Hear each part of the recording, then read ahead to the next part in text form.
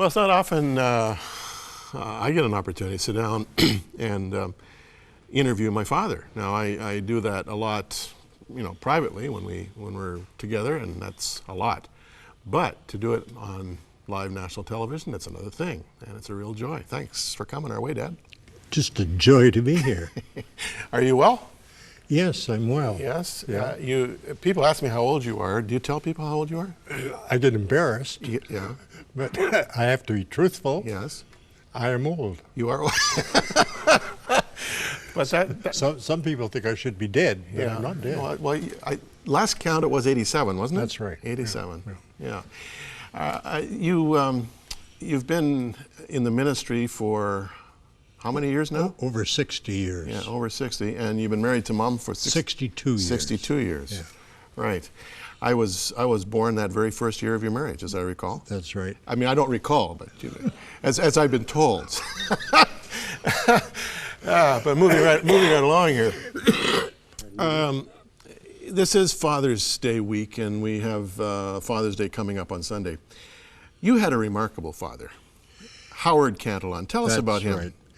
My father, Howard Cantelon, was 5'6".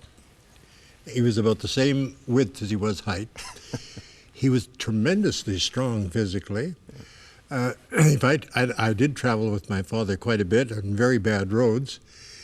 If I had my dad with me, I didn't stay stuck long anywhere. Yeah, well, people don't understand this. Back in those days, and I remember this as a child living in Saskatchewan with you, the roads were not paved, and they were not treated well. In the springtime, they would become what we called gumbo. That's right. Not just clay, but a kind of clay that would stick to the tires and eventually fill the wheel wells to the point where a car would just stop running. Yeah.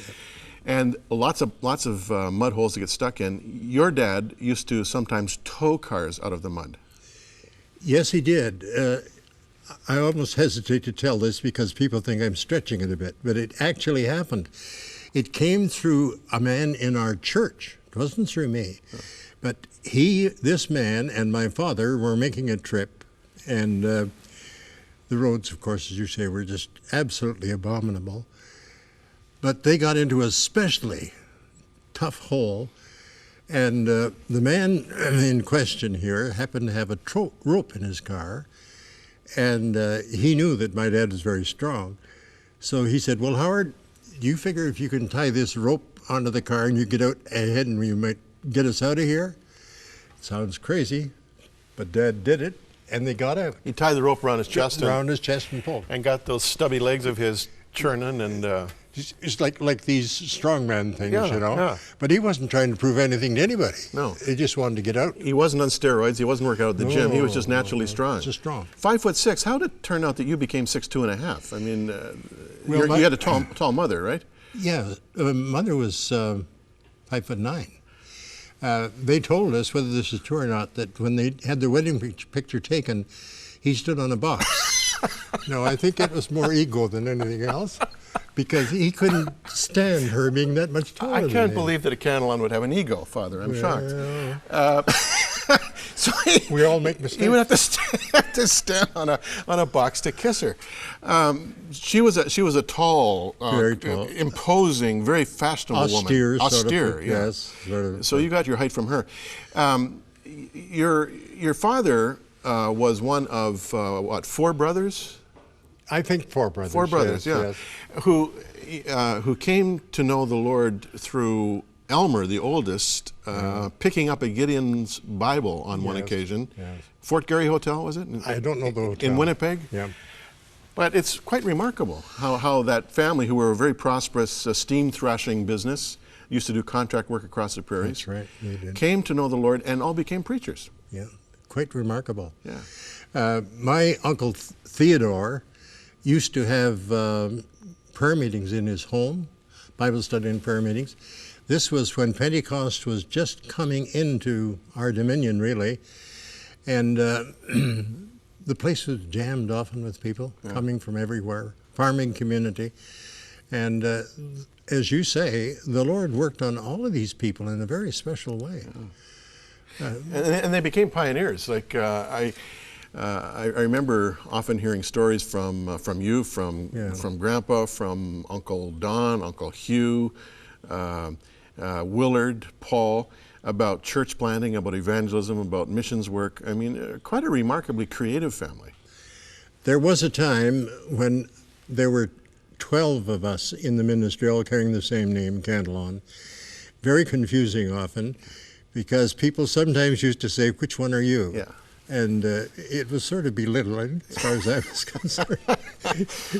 In fact, I have been identified on occasion by being your father. Oh, no. Oh, yes. Oh, well, for what it's worth, I've been identified many times for being your son. So what's fair is fair. Yeah, let's move on here.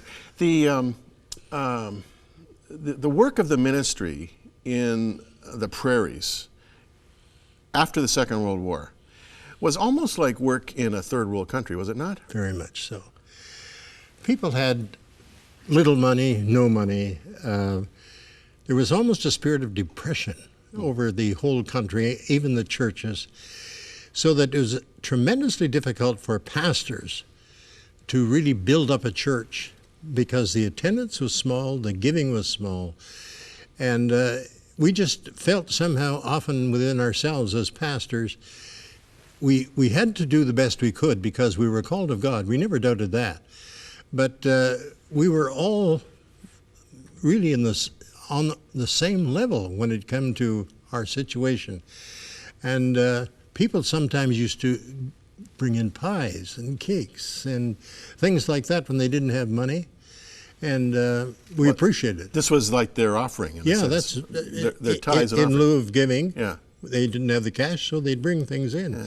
But that happened often. Well, I remember when you were pastoring in Calvington, and I was just 5 years old. On occasion, we pretty much depended on food that people brought in. There were some pretty lean weeks, as I recall. We sometimes had cream and eggs, and that's all we had. Yeah. So we did the best we could. Yeah, but no complaints. I never heard you complain. All I got from you and Mom was, "We're doing the work of the Lord, and let's get on with it." That's exactly how we felt. Yeah. And then, of course, there were occasions too when in that one parsonage in Kelvington, when the roof leaked uproariously and put about 3 feet of water in the basement. And it was a dirt basement, by the way. It was a dirt basement. Yeah. And you made the remarkable discovery with our tin bathtub that why not get boating in the basement? That's right. And you butted around from one pillar to the other in the basement. That's right. So you talk about making the best of a bad deal. Yeah. Instead of complaining, let's see the opportunity here in this disaster. I remember it was a very tippy tub. Do you remember the time we moved to Sudbury, Ontario? We took that tub with us, and we came up with a boneheaded idea of taking it onto Lake Ramsey. You must not mention that. That's an embarrassment. Like it floated very high. And then you were encouraging me in this. I was. I got out there and nearly drowned. Thing to do.